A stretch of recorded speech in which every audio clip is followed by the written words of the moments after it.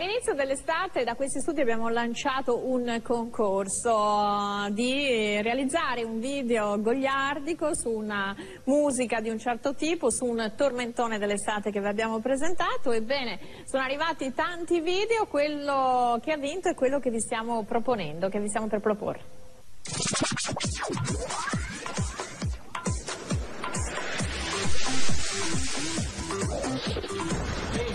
Dopo tanti vai foresti, finalmente il bio di casa nostra, si pronti, via! Mi non somiglia Sud America, né coreano e neanche un indiano, tutti lascerai informazione, che adesso se va il tormento. 1, 2, 3, 4. Il tormento, ti fai ti salti e ti canti sta canzone. Il tormento, se vai in Veneto e di ogni nazione. Da poco prima che muovilo a Santa, portalo al centro e adesso para dentro.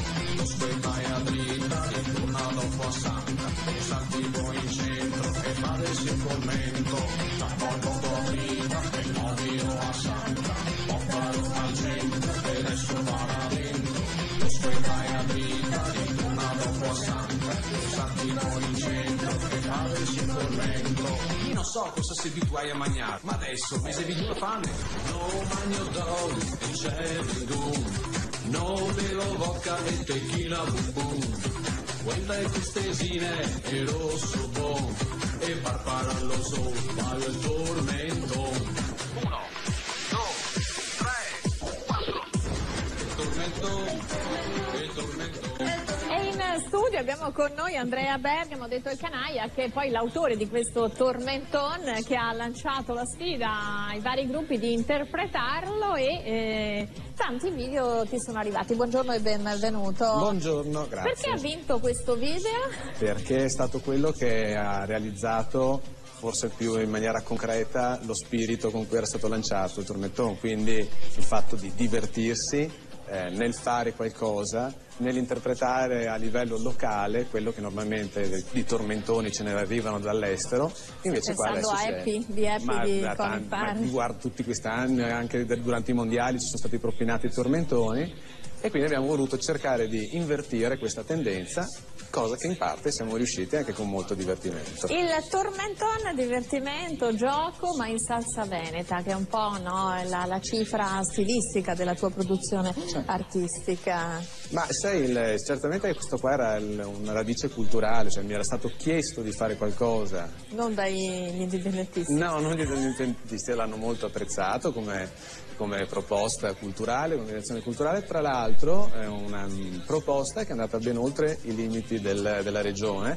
in quanto siamo riusciti a contattare persone che vivono in Puglia e anche figli di immigranti che vivono in Brasile, i quali hanno apprezzato questo tipo di proposta musicale e danzante, ci hanno ripromesso, pur con molti problemi, di mandarci anche loro il loro contributo. Avevano avuto dei problemi a livello organizzativo, però hanno molto apprezzato questo coinvolgimento e questa proposta che va ad invertire quelli che sono i normali canoni di balli che arrivano da noi. Quanti video ti sono arrivati? Ma 7-8 video sono arrivati dopo una decina di contatti che avevano chiesto informazioni. Quando hanno saputo che poi vincevano la visione a 7 gold si sono ritirati, hanno ritirato la candidatura, non sapendo che qui ogni giorno abbiamo 20.000 persone là dietro le telecamere, magari distratte, magari come vedono cambiano canale, però ci sono, le documentiamo.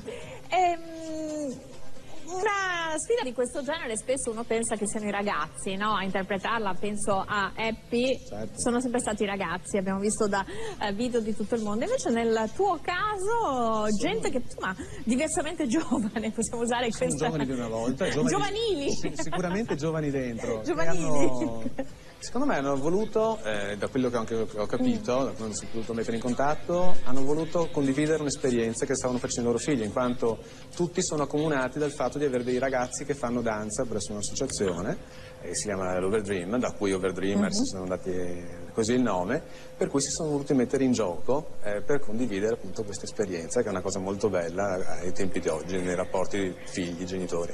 Tu sei padre e non credo di violare la tua privacy nel dirlo. Quanto la danza, perché poi la tua attività artistica è iniziata proprio raccontando delle storie per i bambini, no? Animazione per i bambini. Certo. Quanto la danza, il canto, la favola, la poesia sono strumenti poi in questo momento difficile per dare anche un minimo di speranza alle nuove generazioni, perché al di là della crisi economica adesso si stanno anche sovrapponendo tanti temi, si sente parlare di terza guerra mondiale, fenomeni che possono creare angoscia in un genitore, penso anche nei figli, cioè come si spiega ai figli quello che sta succedendo, dando una carica in più, ecco.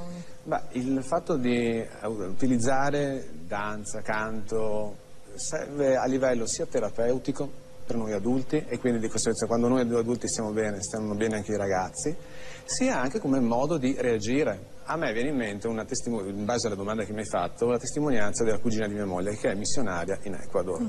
Là c'è una situazione molto più pesante rispetto alla nostra, senza voler nulla togliere a quello che sta succedendo qua. Però il loro modo di reagire in Ecuador è quello di ballare e di cantare, come appunto mezzo di resistenza e mezzo di reazione. E quindi se lo adottano loro non vedo perché noi non possiamo farlo. Allora, in pratica. cantiamo e balliamo magari sulle note del tormentone, quindi ci rinfranchiamo lo spirito e magari ci ossigeneriamo anche il cervello, riusciamo a trovare delle soluzioni là dove magari non riusciamo a vederle, pur nelle difficoltà che sono oggettive. Ringrazio Andrea Bergamo. Grazie. Ovviamente rivedremo l'intero video ma anche altri partecipanti a questo concorso che abbiamo lanciato insieme nel corso di 7 in punto, quando ripartirà ai primi di ottobre. Per il momento io vi saluto, vi do appuntamento per l'informazione alle 17:50 con gli aggiornamenti. Grazie per essere rimasti con noi anche per questa edizione. Grazie, arrivederci.